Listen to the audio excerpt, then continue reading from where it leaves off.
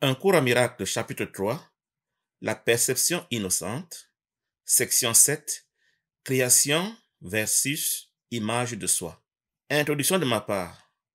Toute réalité, tout être et tout esprit est une idée appartenant à un système de pensée ou à une pensée. Un système de pensée est donc un ensemble d'idées composant ses créations ou ses aspects. Fondamentalement parlant, il existe exclusivement deux systèmes de pensée, à savoir celui de l'unité parfaite ou de la perfection et celui de la dualité ou de l'imperfection. La volonté d'un être ou d'un esprit est son système de pensée comme une variante d'un des deux systèmes de pensée de base. Celle-ci constitue le fondement de l'univers privé de l'être ou de l'esprit en question. Les êtres qui partagent parfaitement le même système de pensée sont dits parfaitement unis et Dieu est leur soi. Faute d'être parfaitement uni à Dieu, l'esprit est dit séparé ou endormi. L'être qui adhère au système de pensée de l'unité parfaite ou de la perfection est parfait dans tous ses attributs. Autrement dit, il est illimité, entier, complet, éternel et connaissant. Un tel être est au ciel et nulle part ailleurs. En revanche, l'esprit qui adhère au système de pensée de la dualité ou de l'imperfection a tous ses attributs limités, divisés, incomplets, temporels et percevables. La conscience est l'esprit imparfait qui prétend à la particularité de son système de pensée. C'est elle qui est désignée dans le cours comme le Fils de Dieu séparé et endormi. Ayant oublié son identité, elle prend l'identité de ce qu'elle perçoit, de ce à quoi elle s'identifie ou de ce qu'elle croit être réel. Ainsi, la conscience peut être un corps, un ego, un miracle, le Christ ou le Saint-Esprit. C'est elle qui doit être défaite pour que le Fils de Dieu retourne au ciel. Je voudrais commenter une image qui va nous permettre d'élucider certains concepts utiles dans la compréhension du cours. Premièrement, je rappelle que dans la réalité, il n'y a que Dieu et Dieu seul sur l'image que nous voyons, et il n'y a rien d'autre. Cependant, Dieu a voulu avoir un fils pareil à lui, en le Christ, afin de partager son amour avec lui. La seule différence entre Dieu et le Christ est que Dieu a créé le pur esprit et le Christ ne l'a pas créé ni lui-même. Étant entendu que le pur esprit est le seul esprit dans l'univers, toute autre chose est irréel, illusoire. Pur esprit est la base de tout ce qui est réel. Donc, toute chose réelle est pur esprit. L'expérience de la séparation du Fils de Dieu et de son Père fut le fait pour le Christ de vouloir avoir son propre pur esprit en dehors de celui de Dieu. Cette expérience est comparable à l'expérience pensée du chat de Schrödinger. En effet, il en résulta pour le Christ un pur esprit réel et un pur esprit rêvé ou la conscience de son individualité, correspondant respectivement au chat vivant et au chat mort de Schrödinger. C'est ainsi que fut inventée la dualité ou le rêve. Évidemment, nul n'a jamais vu le chat mort parce qu'il est une illusion. Il est rêvé et c'est lui qui rêve tous les univers qui ne sont pas le ciel. La conscience est donc du domaine de la perception et c'est elle qui fait le rêve. Je ne prendrai conscience de ma réalité immortelle au ciel comme Dieu que quand la conscience de mon dualité ne sera plus active. Aussi longtemps que la conscience de mon dualité est active dans mon système de pensée, je perds la connaissance que je remplace par la perception. Par ailleurs, je crois être la conscience individuelle et mon identité est fonction de ce que je perçois. Ainsi, je peux être le Saint-Esprit dans l'esprit juste, le miracle dans l'instant saint, l'ego dans l'instant non saint ou un corps dans l'univers de la matière. La conscience individuelle est le tu du cours. Elle est le Fils de Dieu endormi ou séparé parce qu'il a rejeté le système de pensée de Dieu pour s'inventer des systèmes de pensée certes authentiques mais illusoires. À chaque instant, son identité est déterminée par le système de pensée auquel elle adhère. Il n'y en a que deux de base, à savoir celui du Saint-Esprit et celui de l'ego dans son rêve.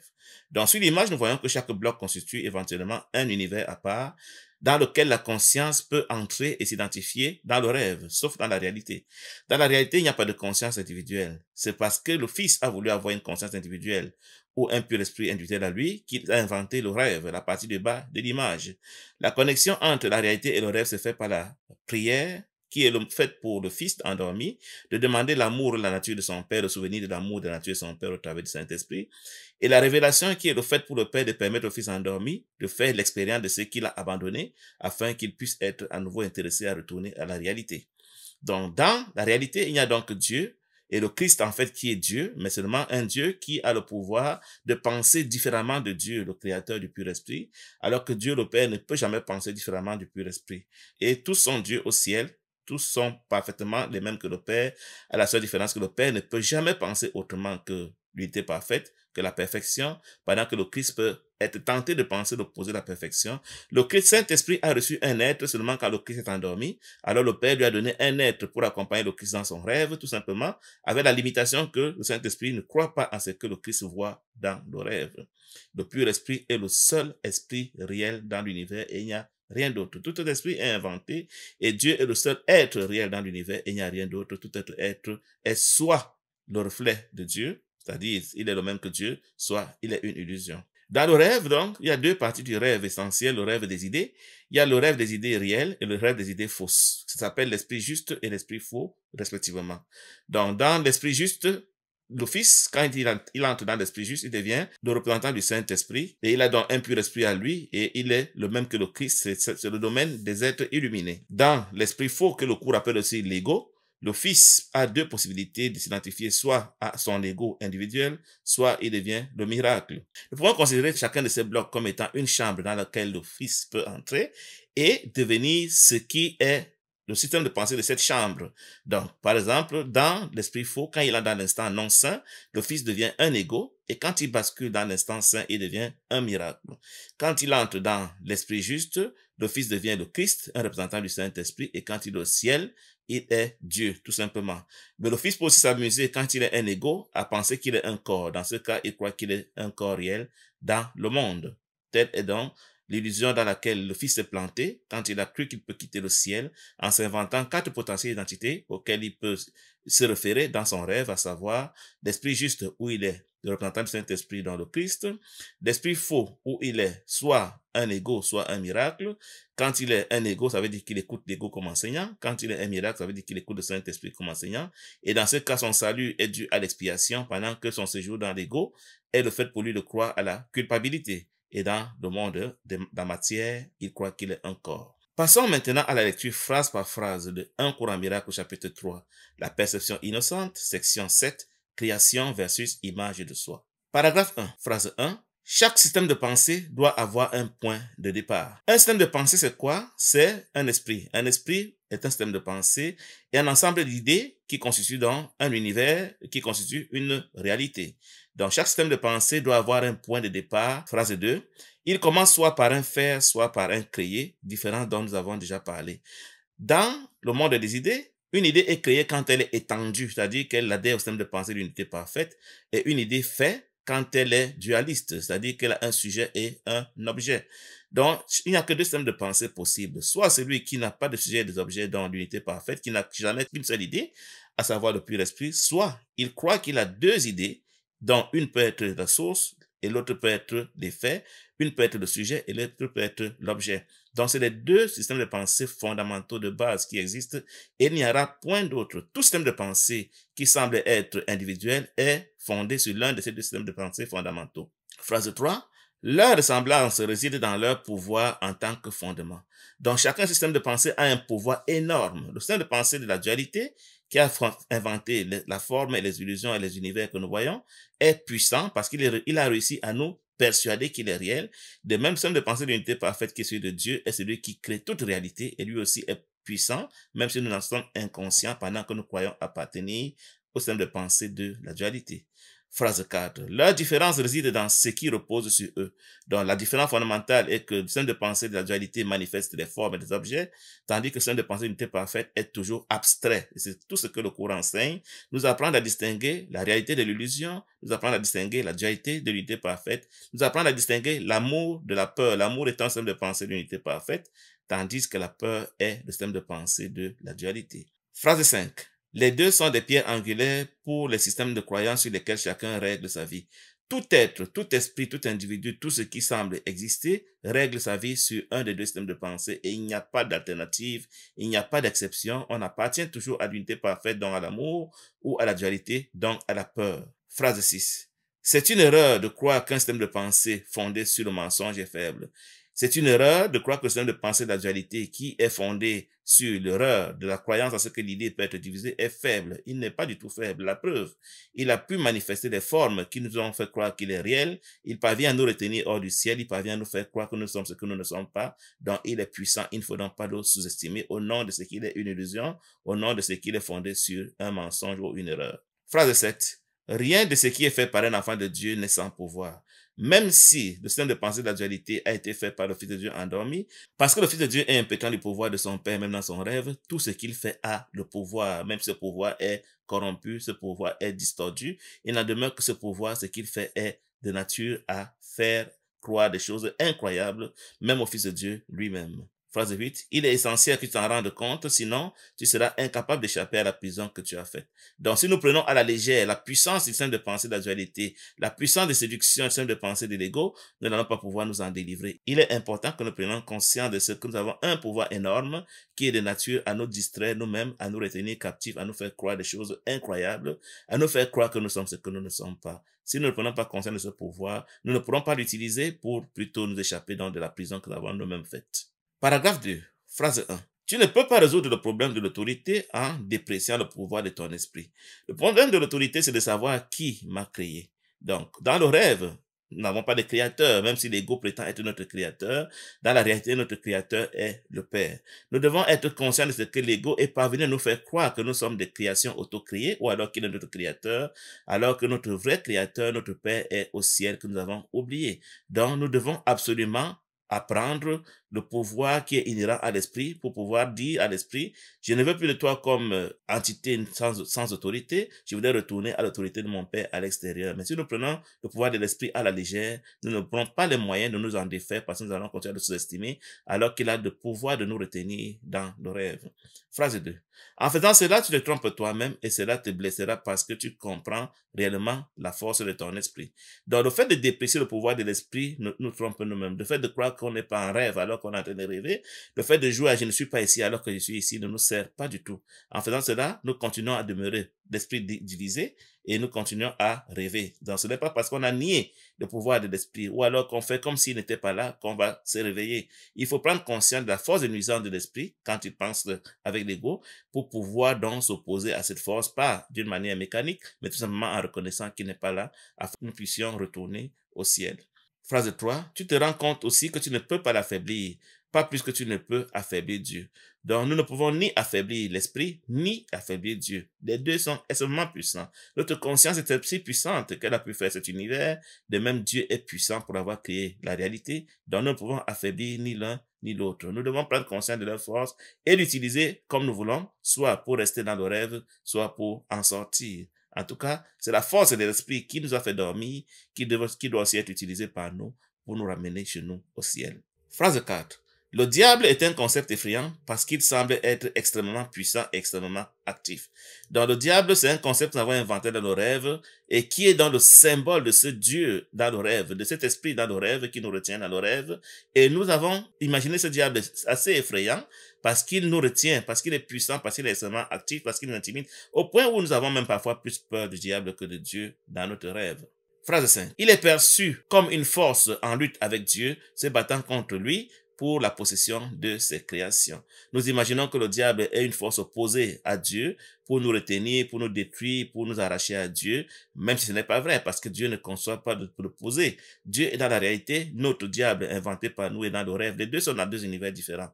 Dans un courant miracle, il faut toujours se souvenir que Dieu et tout ce qui est réel sont des équivalents de la lumière et tout ce qui est dans le rêve, en dehors du Saint-Esprit, est équivalent des ténèbres. Donc, Dieu ne peut pas connaître le diable et le diable ne peut pas connaître Dieu parce que les deux sont radicalement opposés. Quand l'un est accepté, l'autre se cache, l'autre disparaît. Il ne disparaît pas réellement, mais il disparaît par notre croyance. Donc, Dieu est en lumière, le diable est en ténèbres. Ils ne peuvent jamais se battre, ils ne peuvent pas se rencontrer. Dès que nous acceptons Dieu dans notre conscience, alors le diable disparaît. Mais si nous voulons rendre le diable réel dans notre conscience, alors Dieu devient inconscient pour nous. Phrase 6. Le diable trompe par des mensonges et bâtit des royaumes où tout est en opposition directe avec Dieu. Dans notre invention de diable, il nous trompe par des mensonges et il a bâti des royaumes qui sont totalement opposés à la réalité, à ce que Dieu a créé. Donc, Dieu ayant créé l'unité parfaite, le diable a créé la dualité. Dieu ayant créé l'amour, le diable a créé la peur. Dieu ayant créé la paix, le diable a créé les conflits, ainsi de suite. Dieu ayant créé la joie, le diable a créé la dépression et que sais-je encore. Donc, tout ce que nous faisons dans le rêve est l'opposé de ce que Dieu a créé.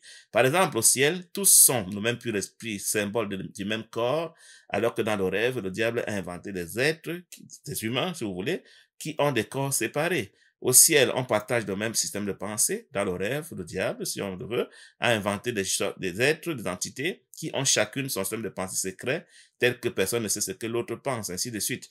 Dans le rêve est l'exact opposé de la réalité de Dieu. Tout ce que nous voyons dans le rêve, en dehors du pardon et en dehors du Saint-Esprit, est impossible et inconcevable au ciel. Donc, c'est pour cela que nous devons utiliser ce monde pour nous souvenir de ce qu'il n'est pas réel afin de vouloir retourner chez nous au ciel. Phrase 7. Pourtant, le diable attire les hommes plus que de les rebuter, et ceux-ci sont désireux de lui vendre leur âme en échange de dons qui n'ont aucune valeur. Ignorant que nous ne sommes pas chez nous ici dans le rêve, croyant que nous devons nous réaliser ici dans le rêve, nous subissons le chantage du diable qui nous dit « Je vais te donner ceci ou cela si tu me donnes ceci ou cela », et nous sommes prêts à lui vendre même nos âmes pour soi-disant réussir dans le rêve, alors que le rêve n'existe pas, le rêve n'est rien, le rêve n'est qu'une distraction de laquelle nous devons sortir, mais parce que nous avons peur de lui et parce qu'il nous a fait croire que nous sommes dans la réalité, nous sommes prêts à lui donner tout ce qu'il nous demande pour soi-disant être heureux dans un rêve qui n'a aucun sens. Phrase 8. Cela n'a absolument aucun sens que de vouloir se réaliser dans un rêve, puisque quand on se réveille du rêve, tout ce qu'on y a fait disparaît. Quel est donc l'intérêt de vouloir absolument réussir, l'intérêt de vouloir absolument accumuler des biens, l'intérêt de vouloir absolument être une star, une vedette, c'est pas moi quoi dans le rêve, alors qu'au réveil, tout cela sera perdu. Même déjà au niveau de la mort du corps, nous avons l'impression de tout perdre. À plus forte raison, quand nous allons quitter définitivement le rêve, qu'est-ce qu'il adviendra de ce qu'on aura accumulé comme mérite, comme gloire dans le rêve? Rien, absolument rien. Pourtant, nous, par peur du diable, nous sommes prêts à lui vendre même jusqu'à nos âmes pour avoir un soi-disant bonheur dans le rêve. Paragraphe 3. Phrase 1. Nous avons déjà parlé de la chute ou la séparation, mais il faut comprendre clairement ce que cela signifie. Dans la chute dans la Bible ou la séparation d'un courant miracle, c'est des concepts qui sont rapprochés.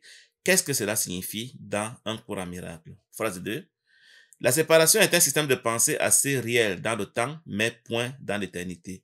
Donc, si nous comparons d'autres existences à l'expérience pensée du chat de Schrödinger, nous sommes le chat vivant au ciel et il y a eu pendant une fraction de nanoseconde un chat mort qui est apparu et qui a disparu et donc qui n'a pas été reconnu au ciel mais dont nous avons pris conscience et dont nous sommes en train de vivre des expériences dans le rêve. Ainsi, il n'y a jamais eu de séparation au ciel puisque le chat vivant n'a jamais quitté le ciel et le chat mort qui est apparu pendant un flash et qui a vécu toute notre histoire, c'est lui que nous suivons maintenant, mais il a été à peine remarqué au ciel. Pourtant, dans le rêve, dans le temps, il semble exister depuis des milliards d'années. Il existera encore aussi longtemps qu'il y aura une seule conscience qui va continuer à croire que le monde est réel. Phrase 3. Toutes les croyances sont réelles pour le croyant. Tout ce que nous croyons devient réel pour nous. Dès que nous avons cru que le chat mort est réel, dès que nous avons cru qu'il y a une alternative possible à la perfection, alors il s'est manifesté un univers correspondant à notre croyance, même s'il n'existe nulle part. Voyez-vous? Si l'univers de Dieu est parfait, c'est-à-dire qu'il est partout, illimité, omniprésent, omniscient, il n'y a plus aucun espace, aucun vide, nulle part où nous pouvons créer autre chose. Et pourtant, nous avons imaginé que nous pouvons inventer un univers illusoire que nous croyons être réel, alors que ce n'est qu'un rêve. Figurons-nous que quand nous dormons la nuit et que nous rêvons, il apparaît bien un univers dans notre conscience ou dans notre champ de perception. Pourtant, il n'est nulle part dans notre chambre, il n'est nulle part où il est réellement. La preuve, quand nous nous réveillons, il disparaît. C'est la même chose pour cet univers que nous croyons être réel aujourd'hui. Quand nous allons nous en réveiller, nous allons constater qu'il n'a jamais été et nous allons constater que nous avons toujours été au ciel. Il n'en demeure pas moins qu'aussi longtemps que nous croyons qu'il existe, cet univers, il semble être réel parce que nous croyons qu'il est réel. Dès que nous retirons notre croyance, il disparaît notre conscience et nous nous retrouvons au ciel. C'est ça, l'illumination ou le retour au ciel. Phrase 4. Le fruit d'un seul arbre était défendu dans le jardin symbolique d'Éden. Nous connaissons l'anecdote de l'arbre du fruit défendu dans le jardin d'Éden que Adam et Ève auraient mangé pour être chassés par Dieu du jardin. C'est de ça que le cours parle ici. Il parle d'un seul fruit qui était défendu dans le fameux jardin symbolique d'Éden. Phrase 5. Mais Dieu n'aurait pas pu le défendre, sinon le fruit n'aurait pas pu être mangé. Donc, le cours nous dit que si Dieu avait vraiment interdit ce fruit, Adam et Ève n'auraient jamais pu le manger parce que nul ne peut faire transgresser la volonté de Dieu. C'est ce qu'il veut nous faire comprendre ici. Dans l'anecdote qui dit que Adam et Ève ont mangé l'arbre du fruit de l'arbre défendu est fausse selon un courant miracle parce que si Dieu avait vraiment interdit quelque chose, alors personne n'aurait pu transgresser cela, comme pour nous préparer à la pensée que le péché est impossible, la transgression de la volonté de Dieu est impossible. Si nous croyons cela, alors nous sommes en train de rêver cette rébellion, mais il est impossible à un fils de Dieu de ne pas faire la volonté de son Père. Phrase 6. Si Dieu connaît ses enfants, et je t'assure qu'il les connaît, Les aurait-il mis dans une situation où leur propre destruction est possible? Est-ce que Dieu, connaissant ses enfants, aurait pu les exposer à une tentation de nature à les détruire? Le cours pense que non, c'est pour ça qu'il pose la question ici. Dans cette histoire de Adam et Ève ayant mangé le fruit défendu est une invention de notre esprit inconscient pour nous fabriquer des religions et nous distraire alors que ce n'est pas possible. Dieu ne peut pas avoir défendu quelque chose et néanmoins que ses enfants l'aient touché, parce que la volonté de Dieu ne peut jamais être transgressée. L'idée du péché est à jamais impossible dans la réalité, même si le rêve est le fait de croire que le péché est réel et de croire en jouir. Phrase 7. L'arbre défendu était appelé l'arbre de la connaissance. De surcroît, l'arbre défendu était appelé l'arbre de la connaissance. Ridicule. Dieu est la connaissance. Phrase 8. Or, Dieu a créé la connaissance et l'a donnée librement à ses créations. Dieu veut justement partager sa connaissance avec ses créations. Comment pouvons-nous imaginer qu'il aurait pu inventer, créer l'arbre de la connaissance et puis l'interdire à ses enfants, alors qu'il a créé ses enfants pour partager la connaissance avec eux? Donc, cette phrase, cette section, est en train de nous enseigner que l'histoire d'Adam et Ève ayant mangé le fruit défendu est fausse de tout, de bout en bout, parce que Dieu n'aurait pas pu interdire quelque chose et que les enfants l'aient mangé. Et en plus, c'est la connaissance que lui veut justement partager avec ses enfants, que cette anecdote raconte que Dieu aurait privé ses enfants de l'arbre de la connaissance. Ce n'est pas possible. Phrase 9. Ce symbolisme a reçu plusieurs interprétations, mais tu peux être sûr qu'est dans l'erreur toute interprétation qui considère Dieu ou ses créations capables de détruire leur propre but. Dieu veut donner la connaissance, il interdit la connaissance.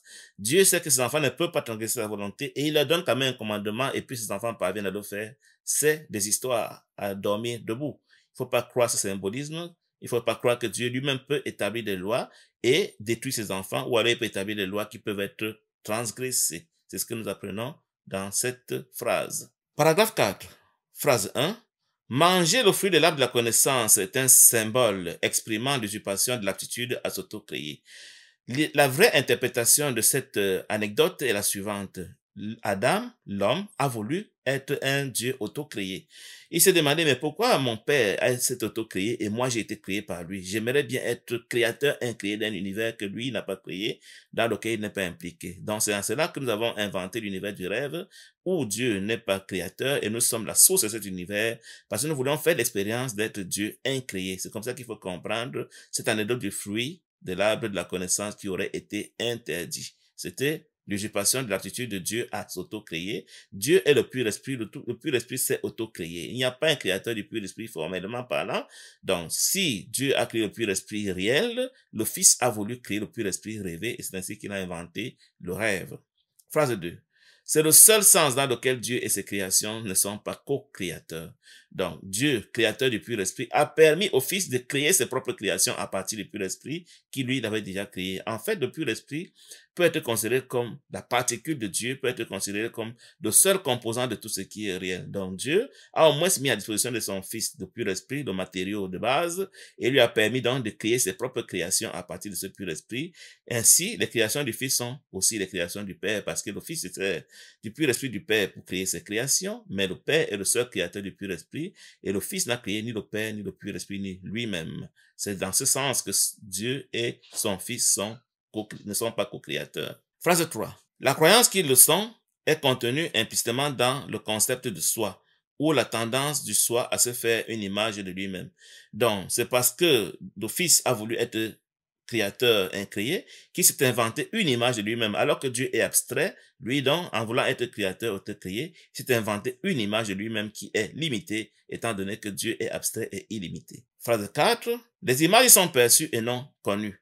La différence entre le Père et le Fils, entre la réalité et le rêve, c'est que dans la réalité, tout est illimité. On ne peut donc pas percevoir, on peut seulement connaître, alors que le rêve est fait des images, donc des choses limitées qui peuvent être perçues. La connaissance ne peut pas tromper, mais la perception si. La connaissance est possible seulement dans l'univers où chacun est le tout et chacun a tout, chacun est tout, chacun connaît tout. Alors que dans la perception, on a A qui est en face de B et forcément A ne peut pas voir lui-même, il ne peut voir que B. Du coup, il peut se tromper sur son identité. Et si en plus A voit plusieurs B, C, D autour de lui, il ne pourra pas savoir qui est réel et qui n'est pas réel. C'est en cela que la perception peut tromper, mais la connaissance ne peut jamais tromper parce qu'on connaît toujours tout. Il faut penser que quand on est dans la perception, on n'a fait que diviser la connaissance. Quand l'être être se perçoit lui-même, ça veut dire qu'il s'est divisé lui-même en des fragments et chacun de ces fragments est une partie de lui. Du coup, il ne peut pas savoir quel fragment est vraiment lui, puisqu'ils sont des fragments, ils ne sont pas entiers et il peut donc se tromper quant à son identité. En choisissant d'être un de ces fragments, il n'est pas lui, il n'est pas de tout. C'est en cela que la perception peut tromper. Donc le fils dans le rêve s'est divisé en plusieurs fragments et quand il identifie un de ces fragments, il ne peut pas être lui, donc il peut se tromper quant à son identité. Pour que le fils connaisse qui il est, il doit retourner à la connaissance, donc il doit retourner au ciel, ou alors il doit avoir un enseignant qui lui dit qui il est parce qu'il ne peut pas se connaître lui-même. Phrase 6. Tu peux te percevoir comme te créant toi-même, mais tu ne peux pas faire plus que le croire. Donc, le fait de croire qu'on s'est créé soi-même ou alors qu'on s'est inventé soi-même sous forme d'une conscience, sous forme de fragments de nous, ce n'est qu'un rêve, ce n'est pas réel, ce n'est pas possible, ce n'est qu'une croyance. On peut se percevoir qu'on s'est créé soi-même quand on croit qu'on est une conscience individuelle, mais le fait est que cela est impossible. Phrase 7. Tu ne peux pas faire que ce soit vrai. Donc, ce que nous créons, enfin, dans le rêve, ce que nous inventons dans le rêve, que nous appelons la conscience, ne peut jamais être réel parce que la conscience est limitée. La conscience est imparfaite. La conscience est perceptible, alors que la réalité n'est faite que de ce qui est illimité. Donc, ce qui est limité dans le rêve, tout ce qui est dans le rêve, demeure dans le rêve à jamais et ne peut jamais retourner à la réalité. C'est deux univers séparés. Ou c'est parfait ou c'est imparfait et l'imperfection ne peut jamais devenir parfaite. On peut changer l'univers de l'imperfection pour retourner à l'univers de la perfection, mais on ne peut pas changer ce qui est imparfait pour que ça devienne parfait. Phrase 8. Et comme je l'ai dit plus tôt, quand tu percevras enfin correctement, tu ne pourras que te réjouir de ne pas pouvoir le faire. Quand nous allons réaliser que ce que nous vivons dans ce rêve n'est qu'un rêve et qu'une folie, nous serons contents d'avoir jamais pu convertir le rêve en réalité pour aller écraser la réalité, pour aller détruire la réalité en la remplaçant par le rêve. Donc, si nous voyons la différence qu'il y a entre ce qui se fait dans le rêve et la réalité, et si nous avions réussi vraiment à remplacer la réalité par le rêve, ce serait catastrophique. Donc, quand nous allons remarquer la différence entre les deux, nous dirons heureusement que le rêve n'est jamais devenu réalité. Parce que entre la réalité et le rêve, c'est le jour et la nuit, c'est la lumière et les ténèbres. Le rêve est ténèbres, la réalité est lumière et il n'est pas question pour nous de vouloir remplacer la lumière par les ténèbres. Phrase 9. D'ici là, toutefois, la croyance que tu le peux est la première pierre de ton système de pensée et toutes tes défenses sont utilisées pour attaquer les idées qui pourraient porter à la lumière. Donc, d'ici là, nous croyons que nous pouvons remplacer la lumière par les ténèbres, le ciel par le rêve. Nous croyons pouvoir remplacer l'unité parfaite à la dualité. Nous croyons pouvoir remplacer l'amour par la peur. C'est une folie, c'est un rêve, mais nous espérons et nous continuons à essayer de le faire. Toutes nos défenses utilisées dans le rêve ont pour but de nous empêcher de nous souvenir de la réalité afin que le rêve soit pour nous ce qui est réel. Phrase 10.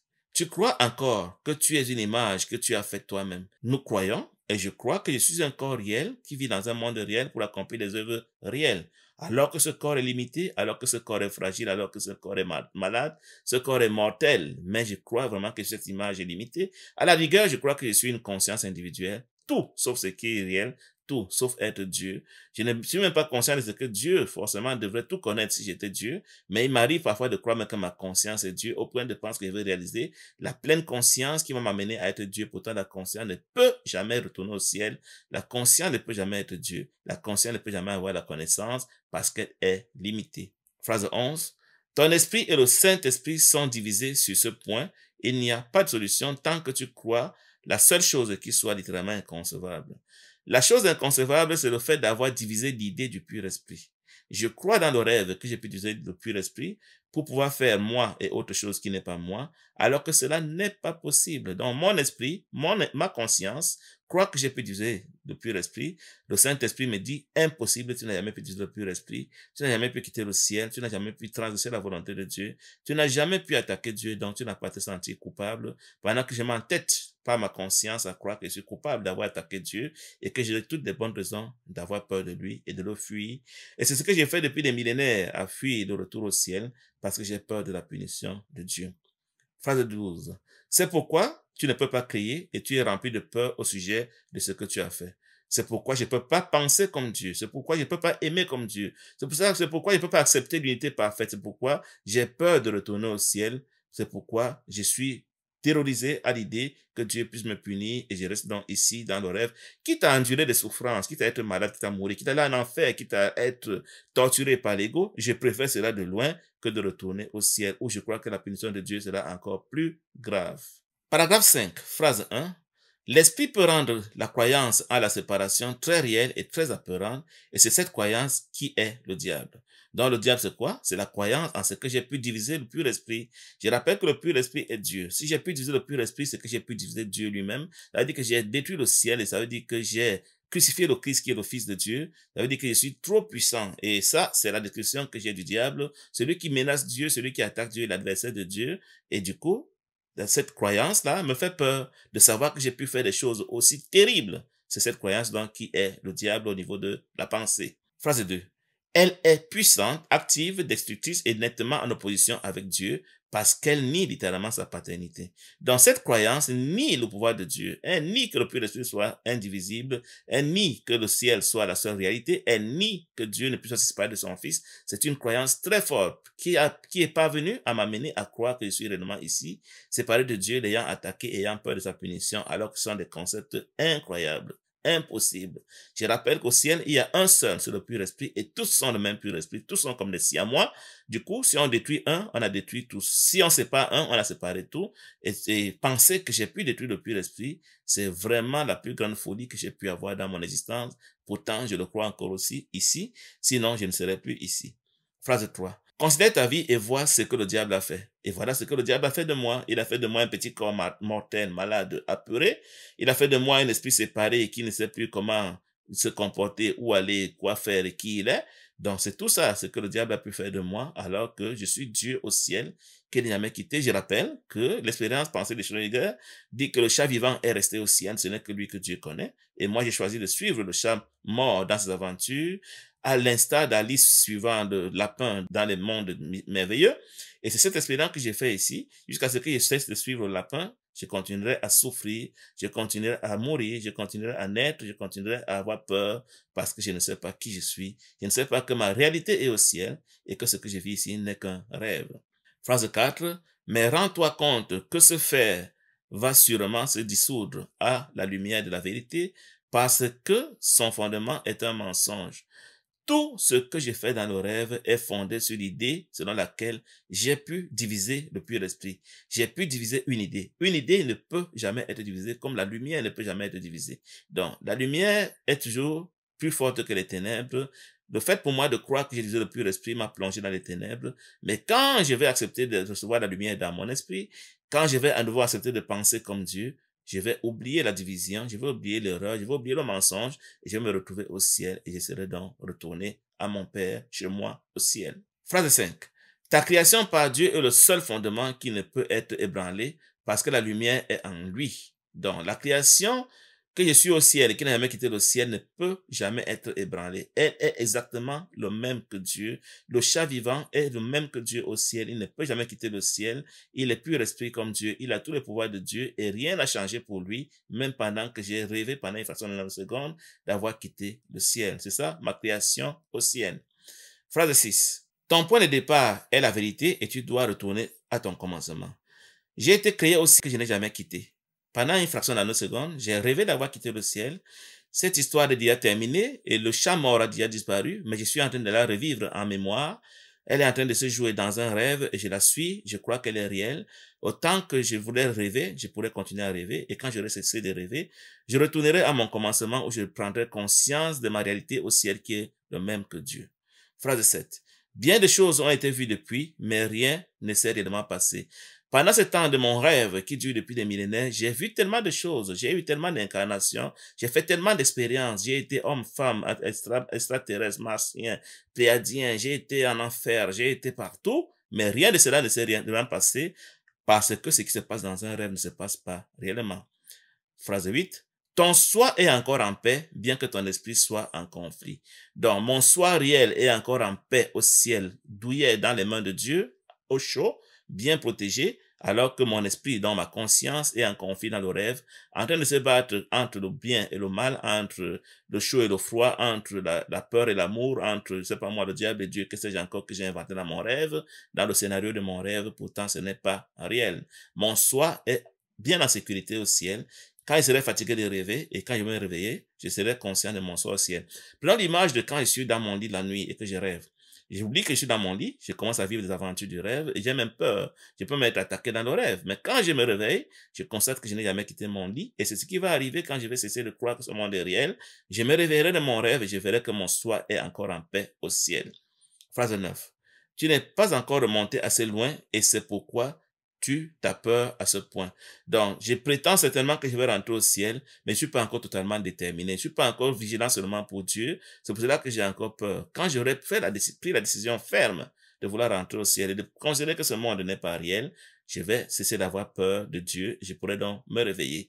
Donc, c'est l'histoire d'un enfant qui est en train de rêver, qui croit que le lit est plus dangereux que ce qu'il voit dans le rêve, et prolonge son rêve au maximum parce qu'il croit que s'il se réveille, il va se retrouver dans un lit brûlant, il va se retrouver en enfer, il va se retrouver dans un papa punissant, papa en colère. Donc, c'est la peur de Dieu qui me fait durer dans le rêve. Quand je serai remonté assez loin dans la confiance de que Dieu n'est pas fâché de moi et que je n'ai jamais péché, je n'ai jamais quitté le ciel réellement, je n'aurai plus peur de lui et je me réveillerai. Phrase 10. À mesure que tu t'approches du commencement, tu sens sur toi la peur de la destruction de ton système de pensée, comme si c'était la peur de la mort. Donc, à mesure que je me rapproche du ciel, je sens comment mon individualité est en train de se défaire. Et j'ai même peur parce que je croyais que je suis cette individualité et que sans elle, je ne suis rien. Donc, en même temps, je vais rentrer au ciel en ayant peur de Dieu. En même temps, j'ai peur de perdre mon individualité dans le rêve. Donc, je suis bousculé entre deux peurs. La peur de la punition de Dieu et la peur de ne pas être ce que je croyais être jusqu'ici. Mais l'approche de Dieu, le fait d'accepter de retourner vers Dieu, montre que ma peur de lui est en train de baisser. Mais en même temps, la peur de la perte de mon individualité peut me retenir. Je dois donc perdre deux peurs, la peur de la punition de Dieu et accepter que mon individualité soit défaite pour que je puisse rentrer à l'unité parfaite au ciel.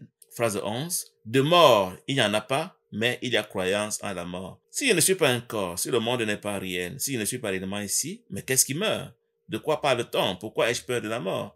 Et il n'y a pas lieu d'avoir peur de la mort, parce que la mort n'est pas réelle, elle n'est qu'une croyance. Je rappelle que ce monde est comparable à l'écran de cinéma dans une salle de cinéma et que nous sommes toujours en train de visionner le film sur l'écran. Donc, à l'écran, il peut bien avoir des tsunamis, il peut y avoir des guerres, il peut y avoir des morts, il peut y avoir des maladies, il peut y avoir je sais pas moi, toutes les catastrophes qu'on peut imaginer, mais elles ne sont pas réelles. Il en est ainsi de ce monde. Quand je crois que je suis mort, c'est justement une image à l'écran que je suis en train de visionner qui meurt, une image à laquelle je m'étais identifié. En réalité, il n'y a pas de mort, il n'y a que croyance en la mort, parce que je crois que ce que je vois sur l'écran est réel. Paragraphe 6, phrase 1. Le sarment qui ne porte pas de fruits sera coupé et séchera. Le sarment qui ne porte pas de fruits, c'est le corps. Le corps qui n'est pas une idée et qui ne pense pas ne sert à rien. Donc il va de soi qu'il sera coupé un jour et qu'il séchera parce qu'il n'a jamais été réel. Il appartient à l'écran. Il en va ainsi de tout ce que je vois à l'écran que je crois réel alors que ce n'est pas réel. Quand j'aurai accepté de me désidentifier à cela, je serais très content de savoir que je n'ai jamais été cette chose mortelle, fragile et malade que je croyais être moi. Phrase 2. Réjouis-toi-en. Donc, je dois me réjouir de cela, de savoir qu'un jour, je ne serai plus ce corps, mais que je serai Dieu. De savoir que le corps, s'il ne va plus me passer ces problèmes, ces soucis, ces inquiétudes, qui sont pourtant rêvés, et que je serai dans la félicité, dans la plénitude, dans l'amour parfait avec Dieu au ciel. Phrase 3. La lumière luira du véritable fondement de la vie et ton système de pensée se trouvera corrigé.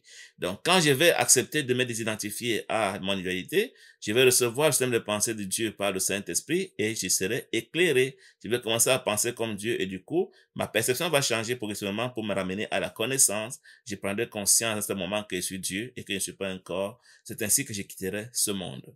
Phrase 4. Il ne peut pas tenir autrement. Mon système de pensée de l'ego ne peut pas tenir autrement puisqu'il est ténèbres. Une fois que la lumière va entrer dans mon système de pensée, une fois que j'aurai accepté de penser comme le Saint-Esprit en vue de penser comme Dieu, mon système de pensée ne pourra que se défaire. Il ne peut pas résister à la lumière parce que lui, il est le symbole des ténèbres, alors que le système de pensée de Dieu est le symbole de la lumière. Phrase 5.